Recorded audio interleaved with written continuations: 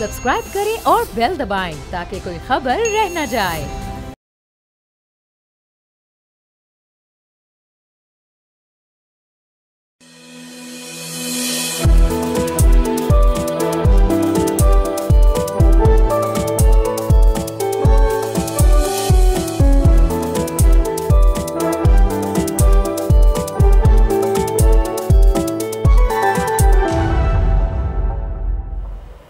बिस्मिल्लाहिर्रहमानिर्रहीम, अस्सलाम वालेकुम नाज़रीन। प्रोग्राम फ्रंट पेज के साथ मैं हूं आपका होस्ट मुइज़्ज़ुर रहमान और मैं हूं अरीबा फातिमा। नाज़रीन, आज हम बात करेंगे शाम के हवाले से बहुत ही अहम अपडेट आ रही है, वहाँ पे भी इजरायली मुदाखलत जारी है। तो नाज़रीन आपको बताएं कि इजराइल ने शाम के इलाके तरतूस में एयर डिफेंस सिस्टम और एम्यूनेशन डिपो पर हमले किए हैं। ये हमले बशार अल असद की हुकूमत के खात्मे के बाद शाम की फौजी ताकत को कमज़ोर करने की कोशिश में किए गए। Syrian observatory for human rights के मुताबिक इजराइल ने तरतूस के इलाके में फौजी ठिकानों, एयर डिफेंस यूनिट्स और surface to surface missile depot को निशाना बनाया। ये 10 साल में इस इलाके पर सबसे शदीद हमले थे। टारटूस में जो धमाके हुए वो इंतहाई ज़ोरदार थे। कुछ माहिरीन का कहना था कि ये केमिकल प्रोडक्शन हाउसेस भी हो सकते हैं। टारटूस को निशाना बनाना बहुत अहम है क्योंकि ये शामी नेवल फोर्सेस की बेस भी है। इजरायली फ़ौज ने सिर्फ 3 दिन पहले एक मुकम्मल फ्लीट को भी तबाह कर दिया था। रात के वक्त इजराइल ने दमिश्क में और उसके आसपास के इलाकों में ख़ास तौर पर खासियन पहाड़ियों के दरमियान उस पर बहुत ज़्यादा बमबारी भी की, जहाँ रेडार सिस्टम्स और एयर डिफेंस सिस्टम्स को निशाना बनाया गया। नाज़रीन, इजराइल की जारियत का सिलसिला जारी है। इजराइल ने अल-असद की हुकूमत के खात्मे के बाद सिर्फ 8 दिनों में 600 हमले किए हैं। इजराइल की हिकमत अमली वाज़े नज़र आ रही है। वो शाम के एयर डिफेंस सिस्टम और एयरफोर्स की सलाहियत को ख़त्म करना चाहता है। इसके साथ साथ इजरायली फ़ौज ने गोलान हाइट्स में अक़वाम मुत्तहिदा की निगरानी वाले बफर जोन में दाखिल होकर 1974 के जंगबंदी मुआहदे की खिलाफ वर्जी की है। इजरायली वज़ीर आज़म बेंजामिन नेतन्याहू के दफ्तर ने गोलान हाइट्स में गैर कानूनी तौर पर कब्जा किए गए इलाकों में सेटलर्स की तादाद बढ़ाने का ऐलान किया है, बल्कि उसको डबल करने का ऐलान किया है। याद रहे कि इजराइल ने 1967 में इस इलाके पर गैर कानूनी कब्जा कर रखा था और शाम की नई इंतज़ामिया की अबूरी सरबराह अहमद अल-शरा ने कहा है कि शाम किसी तनाज़े में शामिल होने की पोजीशन नहीं रखता क्योंकि मुल्क पहले ही थक चुका है।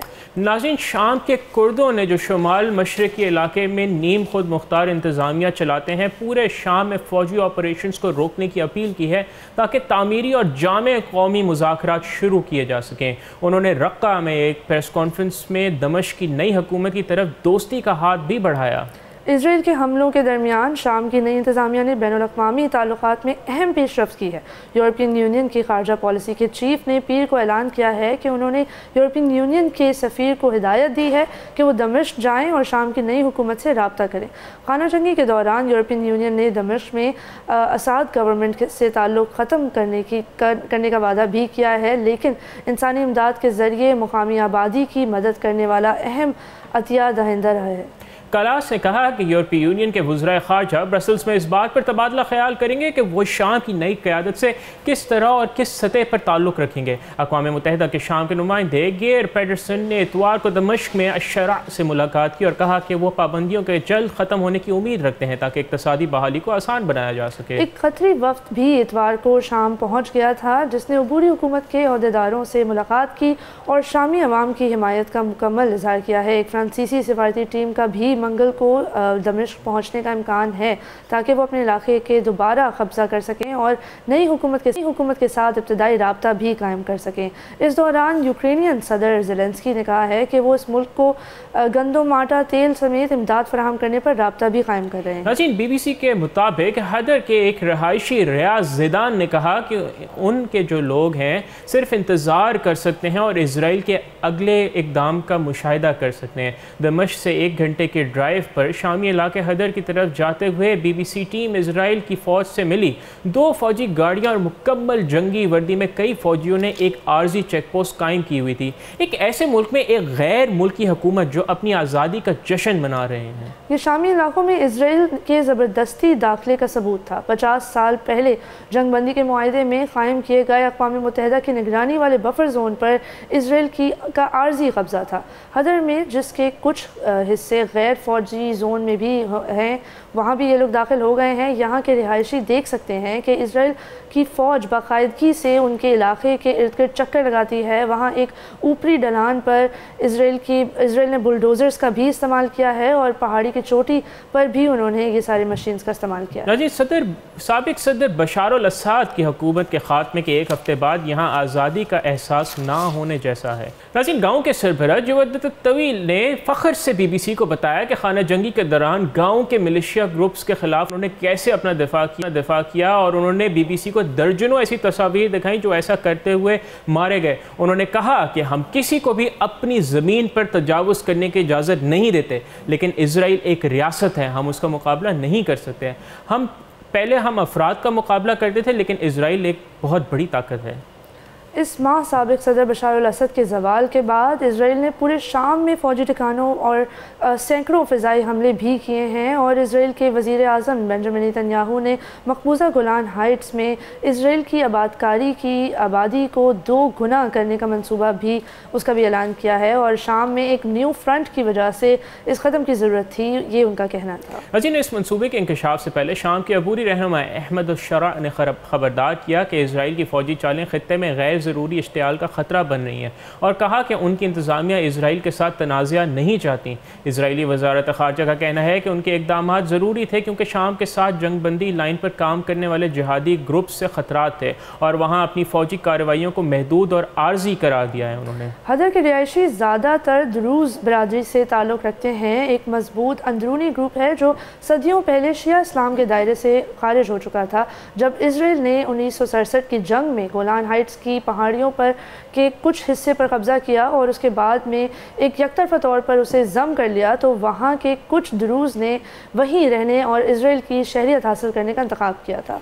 नाज़रीन, शाम के नए और मौजूदा लीडर अहमद शरा जिनकी तहरीक है, उन्होंने इस माह साबिक सदर बशार अल असद को इक़्तिदार से हटा दिया। उनकी फैमिली की जो जड़ें हैं वो मकबूजा गोलान की पहाड़ियों में हैं।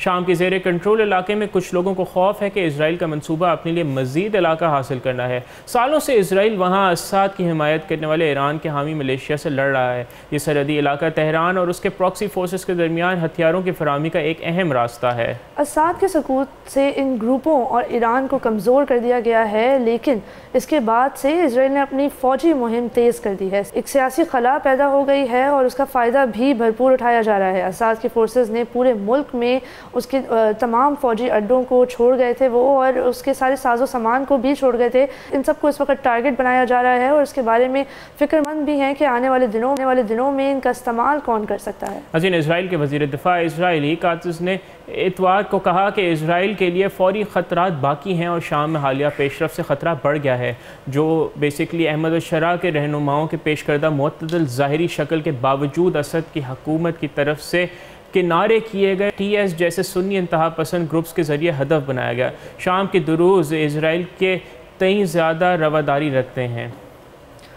ये गांव पहले ईरान के हामी ग्रुपों और ग्रोहों के ख़िलाफ़ लड़ता था जिन्हें इसराइल यहाँ एक ख़तरा समझता है, लेकिन जवाद तवील ने BBC को बताया कि इलाके में इत्तेहाद तब्दील हो रहा है और अब वो इन ग्रुपों से डील करने के बारे में बात कर रहे हैं। एक शामी शहरी रियाज ज़ैदान ने भी BBC को बताया कि हमें सिर्फ अमन की ज़रूरत नहीं है, हमने काफ़ी जंग और काफ़ी खून रेजी देख ली है, अब हमारी ज़िंदगी बहुत मुश्किल है, तो हमें यहाँ रुकना होगा। नाज़रीन, बशार अल असद के दौर में दुरूज़ जैसी मजहबी अक़लियतों को तकलीफ़ पहुँची। उनका दौर एक जाबिराना दौर था, लोगों पे जुल्म हुआ। अब जो शाम की नई क़यादत है, BS ने शाम के मतनू नस्ली और मजहबी ग्रुप्स के लिए रवादारी और एहतराम का वादा किया है। लेकिन नाज़रीन, अब ये भी देखना है कि 8 साल पहले यही ग्रुप था जो कि अलकायदा जैसे आलमी जिहादी ग्रुप्स के साथ हम ख्याल था। ये 2016 के आसपास वक्त था जब TS अलकायदा से अलग हुआ था। उस वक्त जवाद तवील का बेटा अबू हदर के बाहर शामी फ़ौज के लिए लड़ते हुए उनके मिलिशिया के हाथों मारा गया था। जवाद ने BBC को वो रास्ता भी दिखाया जहां उनके 30 साला बेटे ने जान दी और उन्होंने कहा, और जब BBC ने उनसे पूछा कि HTS का शाम पर कब्ज़े के बारे में इनका क्या ख्याल है, उन्होंने कहा शुरू में वो एक गैंग था, अब उन्होंने ज़ालिम मसाद को हटाकर इक़्तिदार संभाल लिया है। अजीन, तो अब हम यहाँ पे देख ही सकते हैं कि एक तरफ शामी अवाम इजराइल की फ़ौजी कार्रवाइयों से खौफज़दा हैं और दूसरी तरफ वो अमन और सुकून के ख्वाह हैं, जबकि नई इंतज़ामिया अवाम की ख्वाहिशात पूरी करने की भरपूर कोशिश कर रही है।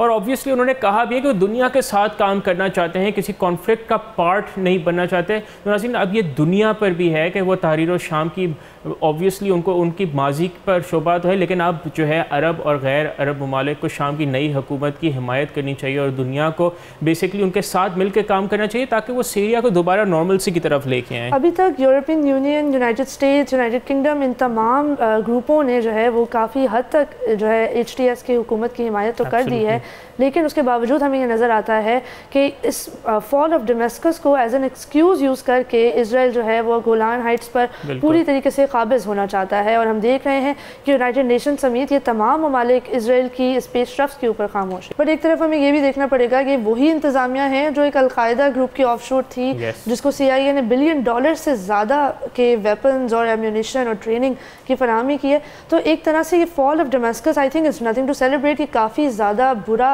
जो है वो हुआ है मिडिल ईस्ट की political stability. I think the only silver lining can be कि बशार अल असद का जो एक जाबिराना और जालिम दौर था उसका खात्मा हुआ। तो नाज़रीन, ये एक डेवलपिंग स्टोरी है और शाम के मामलात पर हम सब की भी नज़र डाल जो है रहेगी, लेकिन यहाँ वक्त हुआ एक वक्फे का। वक्फे के बाद आके मज़ीद गुफ्तगू करते हैं, कहीं नहीं जाएगा, हमारे साथ ही रहिए, देखते रहिए बोल्ड न्यूज़।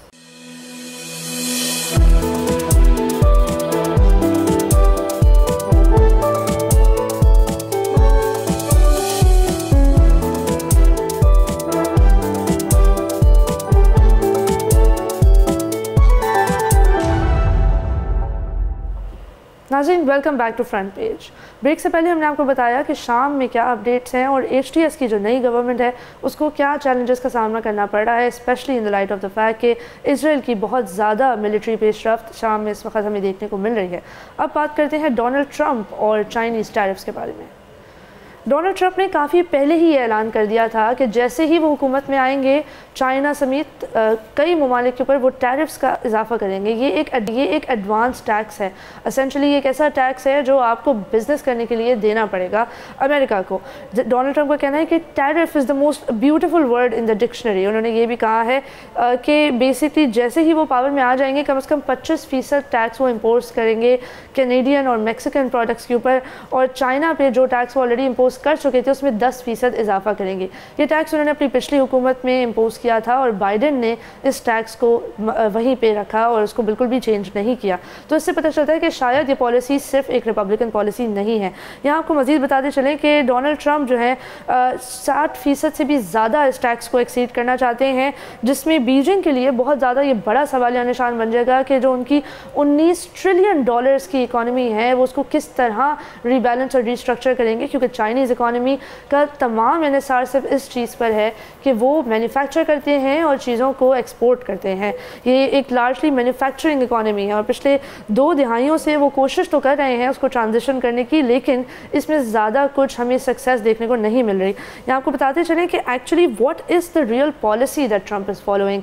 कई मुबसरीन का कहना है कि ये जो टैरिफ्स की एक थ्रेट होता है इसको डोनाल्ड ट्रंप यूज़ करते हैं to negotiate inside the border, कि बेसिकली किस तरीके से मुख्तलिफ कंपनियां मैन्युफैक्चरिंग में अपने ओवरऑल पोर्टफोलियो में चेंजेस ला सकती हैं डोनाल्ड ट्रंप के अकॉर्डिंग, उनकी पॉलिसी के अकॉर्डिंग, ताकि उन्हें टैरिफ से बचने का मौका मिले। ये बचने का मौका टिम कुक जो एप्पल कंपनी के CEO हैं उनको भी मिला था लास्ट टाइम, और उन्हें कोई किस्म के टैरिफ के साथ डील नहीं करना पड़ा था, और अभी से मारा-लागो पहुँचे हुए हैं और डोनाल्ड ट्रंप से नेगोशिएट कर रहे हैं। तो ये चाइना समेत कई ममालिक के लिए बहुत बुरा हो सकता है, क्योंकि इस वक्त चाइना की कई सब्सिडरी कंपनीज मलेशिया, वियतनाम और एशिया पैसिफिक के दीगर ममालिक से भी ऑपरेट कर रही हैं, और वो भी अमेरिकन प्रोडक्ट्स को फराहम कर रही हैं, रॉ मटेरियल्स को फराहम कर रही हैं। यहाँ आपको बताते चले कि 1960 की दिहाइयों में तकरीबन 40% US वर्कफोर्स जो थी वो मैन्युफैक्चरिंग में थी, और अब सिर्फ 10% है। इससे यही समझ आता है कि जिस किस्म का hub of technology, innovation and economic progress US अपने आप को दिखाता है वो नहीं है, चाइना है, और वो चाइना की ये ताकत को चैलेंज करना चाहता है, ख़त्म करना चाहता है। यहाँ आपको मज़ीद बताएं कि यहाँ लास्ट टाइम जब इस तरह के टैरिफ्स इन्फोर्स किए गए थे तो यूनाइटेड स्टेट्स की अपनी कंपनियों को भी कई ज़्यादा नुकसान फेस करने को मिला था। सिर्फ फोर्ड के CEO ने कहा कहा था कि उनको $1 बिलियन का नुकसान हुआ है। और कुछ ऐसी कंपनीज़ हैं, कुछ ऐसी इंडस्ट्रीज़ हैं जिनको ख़ास तौर पर बहुत ज़्यादा नुकसान उठाना पड़ेगा अगर ट्रंप इन टैरिफ्स को इम्पोज कर देते हैं, जिसमें सबसे टॉप पर आती है automobile and light duty motor vehicle manufacturing. ये वो इंडस्ट्री है जिसका इलेक्ट्रॉनिक व्हीकल से भी बहुत ज़्यादा गहरा ताल्लुक है और जो ग्रीन एनर्जी की तरफ पूरी ट्रांजिशन है वो इस टैरिफ से अफेक्ट होगी। यहाँ आपको ये बताएं कि brand name pharmaceutical manufacturing, oil drilling and gas extraction, communications equipment, computer manufacturing, petroleum refining, ये तमाम बहुत ज़्यादा सिग्निफिकेंट इंडस्ट्रीज़ हैं जिनका $80 बिलियन से लेकर $250 बिलियन तक की कुल मालियत है और इन सब को बहुत सिग्निफिकेंट इम्पैक्ट देखने को मिलेगा अगर डोनाल्ड ट्रंप के टैरिफ्स इम्पोज करते हैं। लेकिन चाइनीज़ इकॉनमी के लिए भी एक बहुत बड़ा सवालिया निशान है, क्योंकि वो अभी तक कोशिश कर रहे थे कि अपनी अंदर की जो डोमेस्टिक कंजम्पशन है उसको बढ़ाएं, लेकिन उसमें उनको ज़्यादा सक्सेस नहीं मिली। नवंबर में उनको 3.3% का एक छोटा सा इंक्रीज़ देखने को मिला था, लेकिन अब दोबारा ये फिगर्स टेपर ऑफ करना शुरू हो गए हैं। यहाँ आपको ये भी बताएं कि जो कंज्यूमर फोकस स्टिमुलस था चाइनीज़ मार्केट में, पॉलिसी मेकर्स कहते हैं कि उसमें काफ़ी ज़्यादा इम्पैक्ट हो सकता है, स्पेशली गिवन द फैक्ट कि ट्रंप एडमिनिस्ट्रेशन किस किस्म के टैरिफ्स इम्पोज करना चाहती है। यहाँ ये भी आपको बताना ज़रूरी है नाज़रीन कि कई ज़ुमरों में चाइनीज़ इकॉनमी इस वक्त या तो फॉल्टर करेगी या फेल करेगी। अर्बन अनएम्प्लॉयमेंट बिल्कुल उनकी इंक्रीज़ नहीं हुई, हाउसिंग प्राइसेस में थोड़ा सा कॉन्ट्रैक्शन देखने को मिला है और जो इंडस्ट्रियल आउटपुट है वो भी बहुत ही हल्का बढ़ा, जिससे वो एग्जैक्ट इम्पैक्ट देखने को नहीं मिलेगा कि चाइनीज़ इकॉनमी किस तरह रिकवर करेगी। लेकिन इसकी एक बहुत ज़्यादा बड़ी ऑपोजिशनल आर्ग्यूमेंट भी है। चाइना ने काफ़ी हद तक एशिया पैसिफिक ममालिक में अपना जो है बिजनेस एक्सपैंड करना शुरू कर दिया है। ग्लोबल साउथ के साथ एक बहुत एक्सट्रीम लेवल पर कोलैबोरेशन हमें देखने को मिल रही है कि पाकिस्तान, इंडिया समेत तमाम ग्लोबल साउथ की कंट्रीज़ के चाइना के साथ बहुत गहरे ताल्लुक हैं और ख़ास तौर पे ब्राज़ील। वो तमाम चीज़ें जो यूएस की इकॉनमी से उनको नहीं मिल सकती, ब्राज़ील से उनको ज़रूर मिल सकती हैं। तो हम देख रहे हैं कि ब्रिक्स की सूरत में एक नई सुपर पावर उभरती हुई नज़र आ रही है और ये सुपर पावर अमेरिका को एक ठीक ठाक चैलेंज देने के लिए तैयार है, क्योंकि यहाँ ऐसी कई इमर्जिंग इकॉनमीज़ हैं जिन्होंने अपनी बहुत सीरियस प्रॉब्लम्स के साथ एक बहुत एडवांस्ड सोल्यूशन ओरिएंटेड अप्रोच के साथ डील किया है, जो यूनाइटेड स्टेट्स ऑफ अमेरिका में हमें कहीं देखने को नहीं मिलती। I think Reeba you could have summed it better. And आपने जो है इवन चाइना का अगर हम साउथ अमेरिका को देखें तो जो वो इंडो बिसाइड्स ब्रिक्स अर्जेंटीना में आप देखें ना उनके पोर्ट्स पे हमने वो जावियर मिले के अभी जो रिफॉर्म्स लास्ट वीक हमने प्रोग्राम में कवर किए थे। तो नाज़रीन, China is I think doing great on the external front. अगर आप देखें अफ्रीका में they are doing great, central Asia में उनकी cooperation, economic cooperation is growing, Bangladesh में इट इज़ ग्रोइंग, अफ्रीका में इथोपिया के साथ उनके बड़े ज़बरदस्त मामला चल रहे हैं। सबसे बड़ी बात है कि चाइना का जो एग्रीकल्चरल आउटपुट है और एग्रीकल्चरल इनोवेशन है उसमें they work a lot and US really relies on it. Like उनके फार्मर्स को कई लेवल तक नुकसान अगर आप सोचें कि चाइना जो है यूएस से सोयाबीन खरीदना बंद कर दे, सो यूएस का इस वक्त नाज़रीन जो टोटल उनके एग्रीकल्चर सेक्टर, आपको याद होगा हमने कुछ हफ्ते पहले अपने प्रोग्राम में कवर किया था कि किस तरह जो कॉर्पोरेट फार्मिंग है सोयाबीन या कॉर्न पे, तो सोयाबीन की उनकी टोटल मार्केट ही चाइना है। इफ चाइना बीच में से हट जाए तो चाइना अब ब्राज़ील को देख रहा है exactly, के लिए, बिल्कुल, so this is absolutely, तो पूरा कोलैप्स कर जाएगा। I think China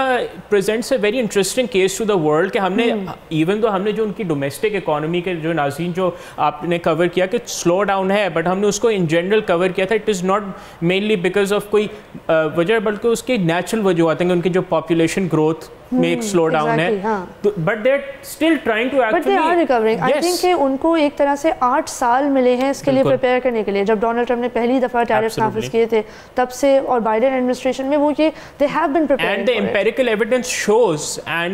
evidence shows actually कि ये जो टैरिफ से जो कंटेन चाइना की पॉलिसी है, it is way past its saturation point. I think वो जो एक शॉक था वो अब्जॉर्ब कर लिया चाइनीज इकोनॉमी ने and they have actually turn their focus towards the external figure to, अब वो टैरिफ का वो आई थिंक इम्पैक्ट नहीं रहेगा जो मे बी शायद 2016 में था। होपफुली, वरना इससे एक ट्रेड वॉर भी शुरू हो सकती है। जो weaponisation of tariffs, exactly, this is not a good thing for the world. Absolutely.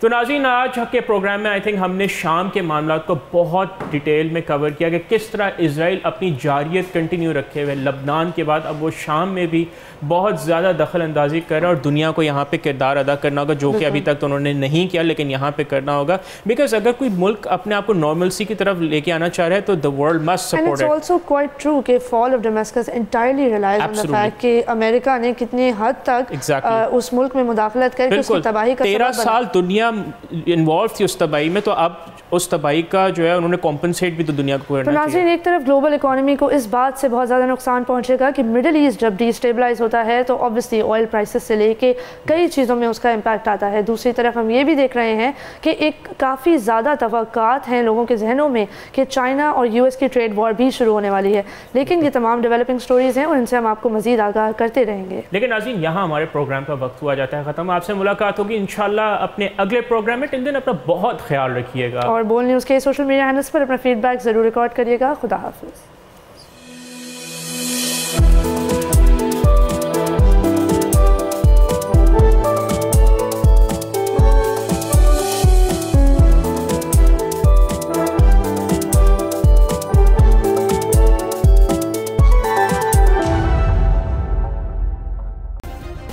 Subscribe करें और बेल दबाएं ताकि कोई खबर रह न जाए।